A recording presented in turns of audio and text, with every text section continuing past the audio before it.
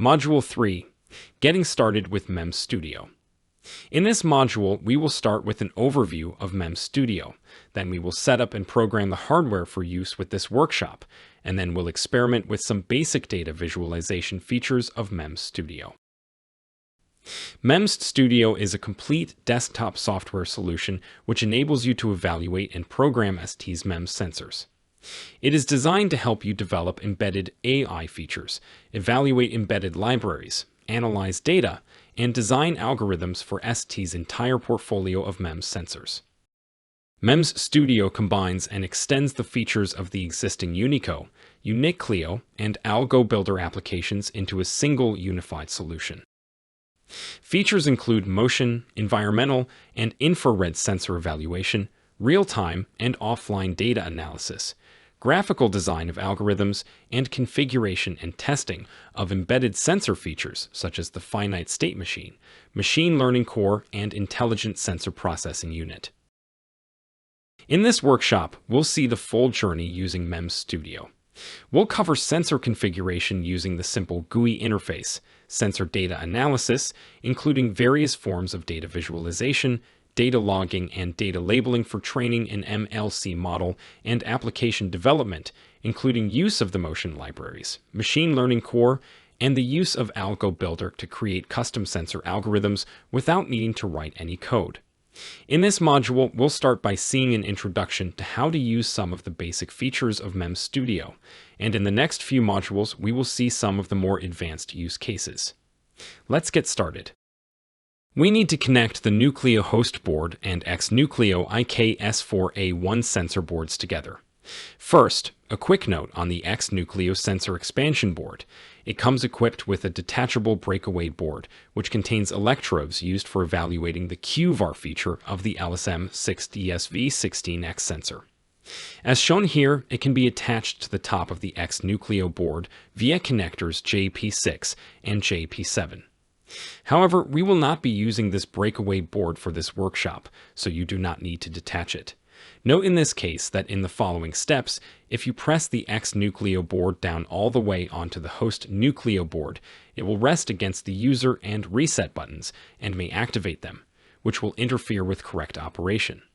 Please take note of this while connecting your boards and do not press the XNucleo board down so far that it activates these buttons. The pins on the bottom side of the blue XNucleo board mate with the Arduino style header on the white Nucleo host board.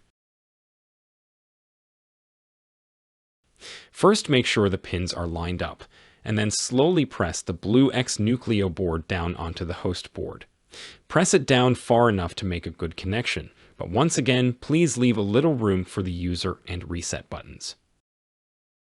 Once you have done this, please connect the assembled board stack to your PC using a USB cable. Feel free to pause this video while you finish these steps. Now launch MEMS Studio.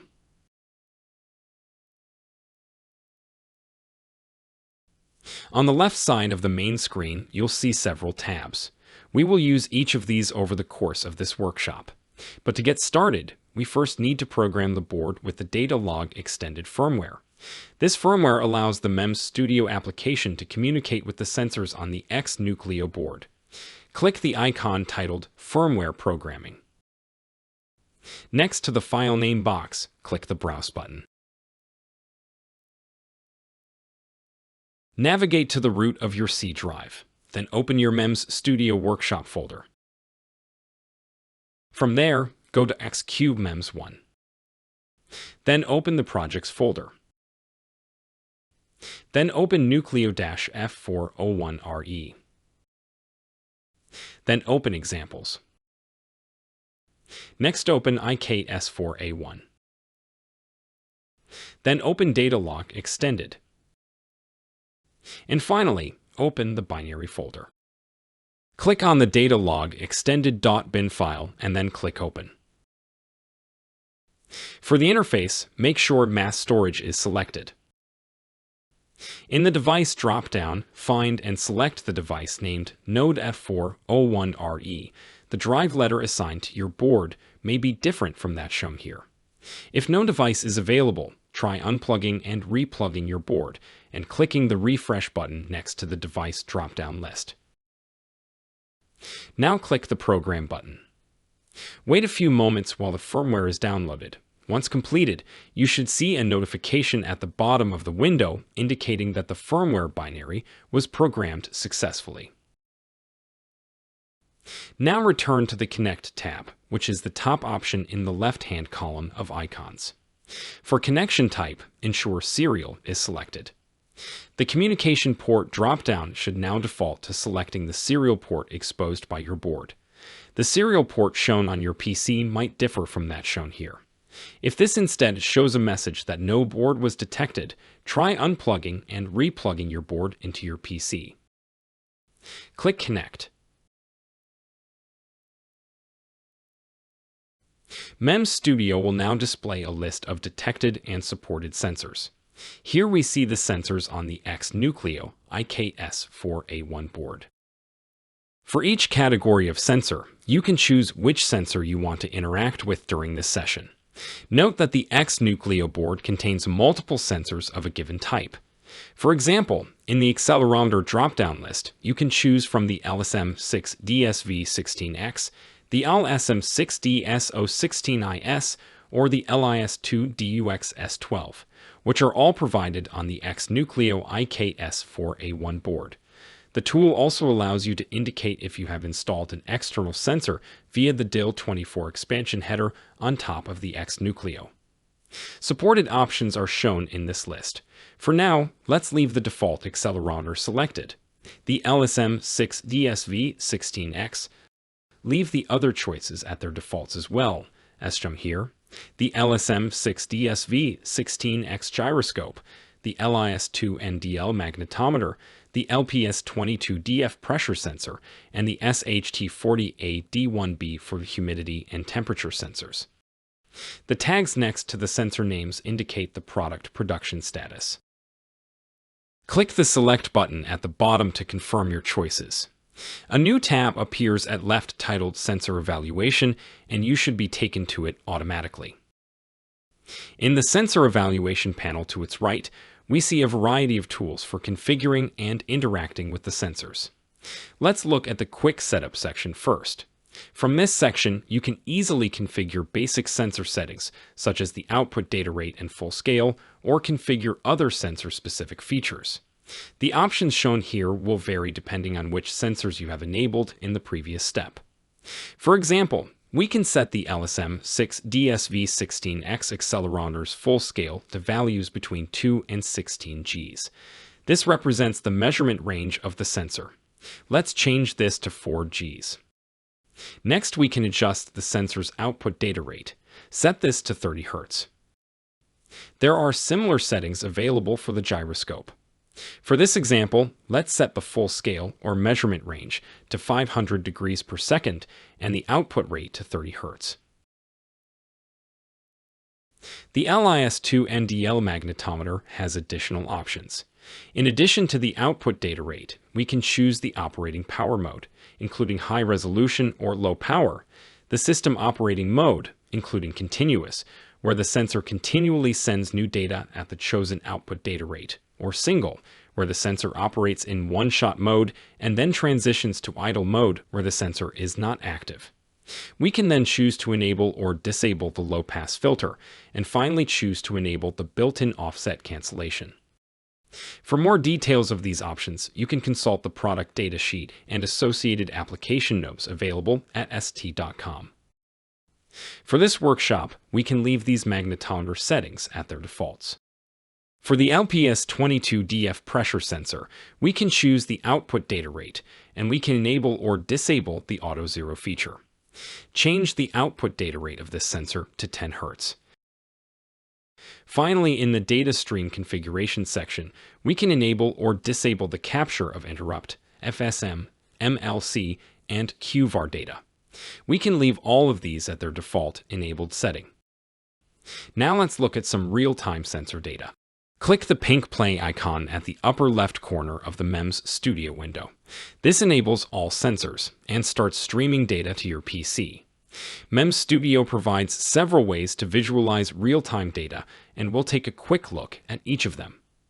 First, in the Sensor Evaluation section below Quick Setup, find the option labeled Data Table and click it. This presents us with a table showing the real-time sensor readings. The icons at the top allow you to selectively enable and disable individual sensors for display in this table. For example, if we want to exclude gyroscope data from this table, we can deselect it by clicking on Gyroscope at the top of the window. Try toggling this now. A different way to view this data can be found in the Data Monitor section. Find this just below the Data Table section under Sensor Evaluation and click it. Here we see the real-time sensor data separated by sensor type in an easier-to-read format. Again, individual sensors can be enabled and disabled using the icons at the top. MEMS Studio also allows you to view this real-time sensor data using several graphical methods. Click on the bar chart section under Sensor Evaluation. We now see 3 bar charts representing the accelerometer, gyroscope, and magnetometer data. Each chart is scaled to the full scale setting of the sensor. The accelerometer graph shows instantaneous acceleration for all 3 axes in milli-Gs. The gyroscope graph shows instantaneous angular velocity about each axis in milli-degrees per second, and the magnetometer graph shows instantaneous magnetic field readings in milli-Gauss for each axis. With the board resting still on your desk, you should see data similar to what is shown here. The accelerometer X and Y axes are reading roughly 0 Gs, while the Z-axis shows approximately 1000 milli-Gs. This is the force along the Z-axis due to gravity. The gyroscope shows approximately 0 across all 3 axes, as expected for a stationary platform. And the magnetometer shows a small milli-Gauss reading, which is dependent on your location and the orientation of your board. Move your board around in space and see how the bar graphs change. It might be useful to resize the magnetometer graph so that the scale is not locked to the full measurement range of the sensor. To do so, hover your mouse cursor over the right side of the magnetometer bar graph where the labels are shown. This will show you the scaling options. The default is full. Click Auto. This setting will affect only the magnetometer graph and will dynamically scale the chart to the real-time data samples rather than the full measurement scale of the sensor.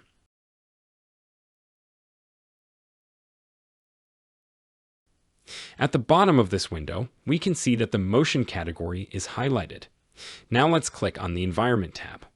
We now see data from the temperature, humidity, and pressure sensors. The values shown here will be dependent on your environment and will be relatively steady. Other tabs at the bottom of the window include Analog Front-End Sensor, which we are not using in this workshop, and the virtual sensors, which include the finite state machine and machine learning core of the LSM6 DSV16X. Graphs in this section show the output of these embedded engines. We have not configured them, so there is nothing to see here yet. We'll come back to these in a future module. Next, let's look at the line charts section. Click on Line Charts in the Sensor Evaluation panel. We now see the data from each sensor plotted on individual line charts. The 3 motion sensors are shown here, and each individual chart shows each axis of measurement. Each axis can be individually toggled on or off using the labels at the top of each chart. For example, clicking on the pink ACC_Y box removes the accelerometer's Y-axis from the accelerometer chart. Clicking this box again re-enables the Y-axis. For the magnetometer, it again might be useful to hover your mouse over the right side of the plot and set the scale to auto. Now move your board around and see how the data changes.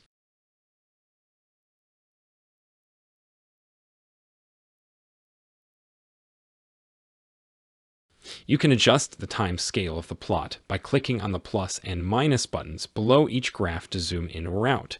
For example, click the plus button until the zoom factor is 2 seconds per division to get a closer look at the waveforms.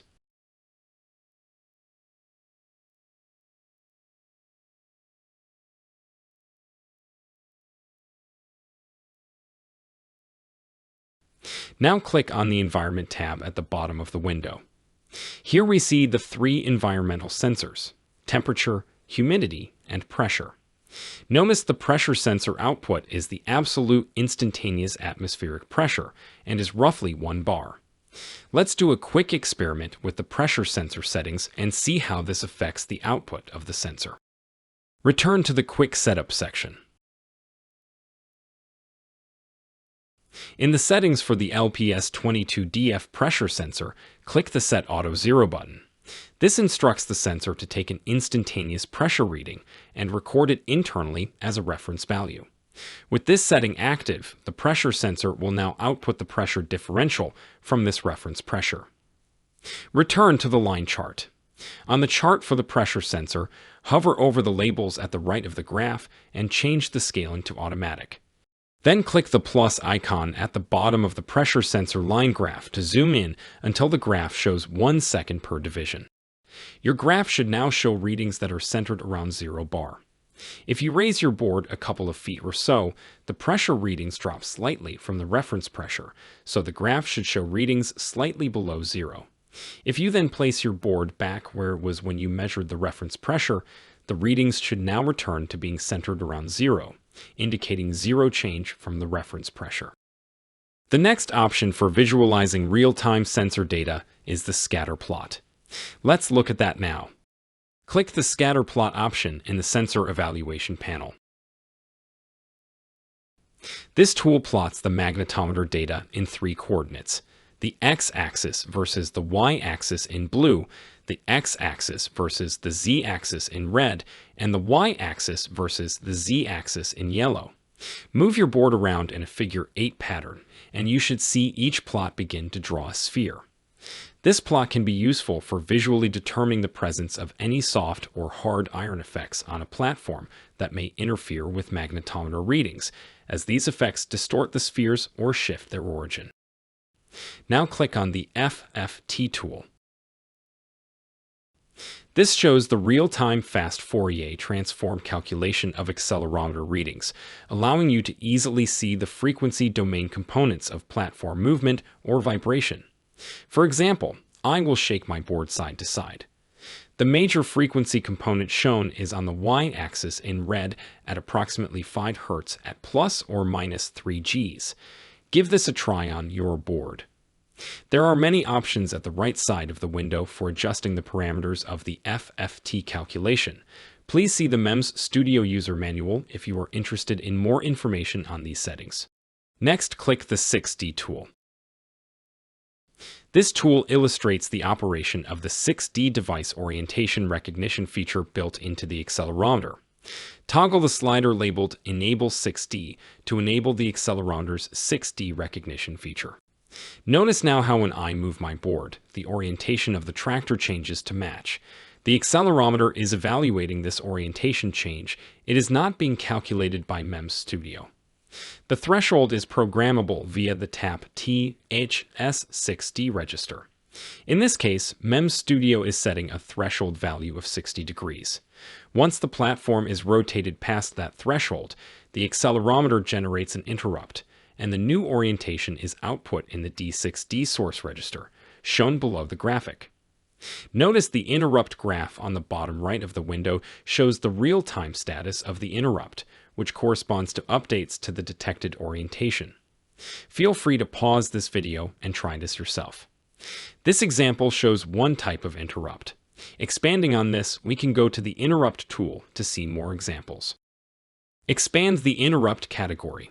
Here we have options to configure the accelerometer, magnetometer, and pressure sensor to generate various interrupts. Click the accelerometer interrupt category. Shown here are 2 graphs and a register map.